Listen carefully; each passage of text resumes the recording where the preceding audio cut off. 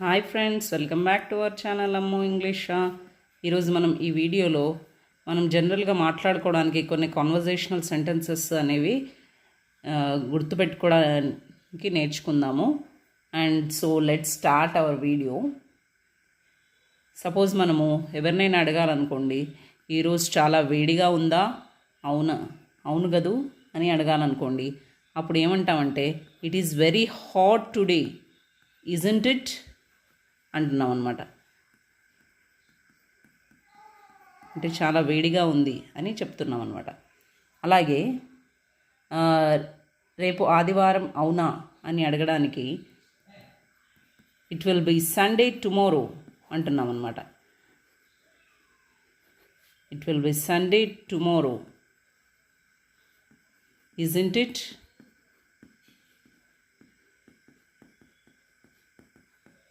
అంటే ఇక్కడ మనము క్వశ్చన్ మార్క్ సెంటెన్సెస్ గురించి తెలుసుకుంటున్నాము ఈ వీడియోలో. It will be Sunday tomorrow అంటున్నాం అనమాట. అండ్ అలాగే మనం త్వరలో తయారవుతామంటే ఎక్కడికైనా వెళ్ళడానికి మనము త్వరలో తయారవుతామని మనం ఏదైనా డిసైడ్ చేసుకున్నాం అనుకోండి, అప్పుడు will be ready soon.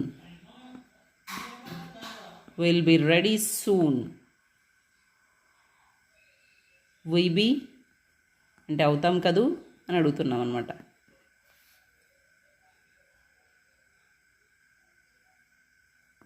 And అలాగే మనము ఇంకా ఏం చెప్పొచ్చు అంటే, రేపు ఫిబ్రవరి 20 కాదు కదా, అంటే రేపు డేట్ అదేనా కాదా అని కన్ఫర్మేషన్ కోసం మనము ఎవరినైనా ఏదైనా అడిగామనుకోండి, అప్పుడు it is not 20th February tomorrow అంటున్నాను అనమాట.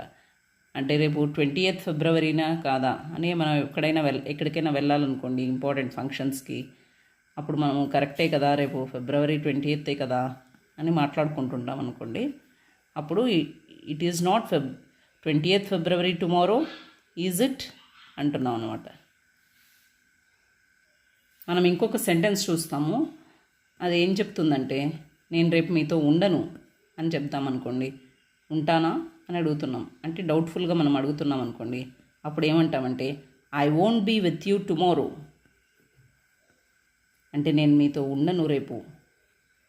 అండ్ ఉంటానా అని అడిగామనుకోండి, విల్ ఐ బీ, ఉంటానా అని అంటున్నాం అనమాట. I won't be with you tomorrow, will I. ఇంకొకటి, ఎవరినైనా మనము వాళ్ళు చేసే పని కంప్లీట్ అయిందా లేదా అని తెలుసుకోవాలనుకుంటున్నాం అనుకో, అంటే అప్పుడు ఏం మాట్లాడతామంటే, మీ పని అప్పటికి ముగించారు అవునా అని అడుగుతున్నాం అనమాట. అంటే you had finished with your work,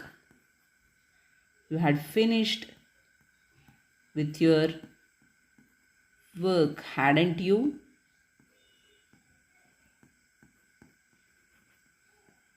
అంటే ఇక్కడ ఫస్ట్ మనకి పాజిటివ్గా స్టార్ట్ అయింది అనుకోండి, తర్వాత నెగిటివ్గా నాట్ స్టార్ట్ అవుతుంది అనమాట. అలాగే నాట్ స్టార్ట్ అయింది అనుకోండి, పాజిటివ్గా ఎండ్ అవుతుంది. అదనమాట ఇందులో డిఫరెన్స్ని మీరు అబ్జర్వ్ చేస్తూ ఉండాలి.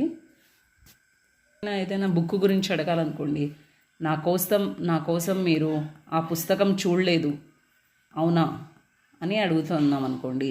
You could not find the book for me.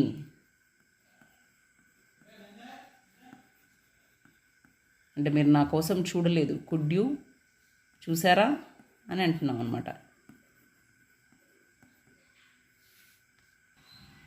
ఇంకా ఎవరి గురించైనా చెప్పాలనుకోండి, అంటే ఆమెకి ఇంగ్లీష్ వచ్చా రాదా అని ఎవరినైనా అడగాలనుకోండి, ఆమె ఇంగ్లీష్ నేర్చుకుందా లేదా అని అడగాలనుకోండి. ఆమె ఇంగ్లీష్ నేర్చుకుందా లేదు కదూ అనేది మనం అడగాలనుకోండి. అప్పుడు she has not learned English, has she అంటున్నాం అనమాట. అంటే ఇక్కడ క్వశ్చన్ మార్క్ చెప్తున్నాం, నేర్చుకోలేదు అవును కదూ అని అడుగుతున్నాం అనమాట. ఇంకొకటి, మీరు ఇంగ్లీష్ మాట్లాడగలరు, మాట్లాడలేరా అని ఎవరినైనా అడగాలనుకోండి.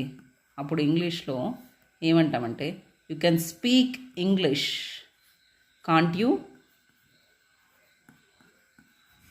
అంటున్నాం అనమాట.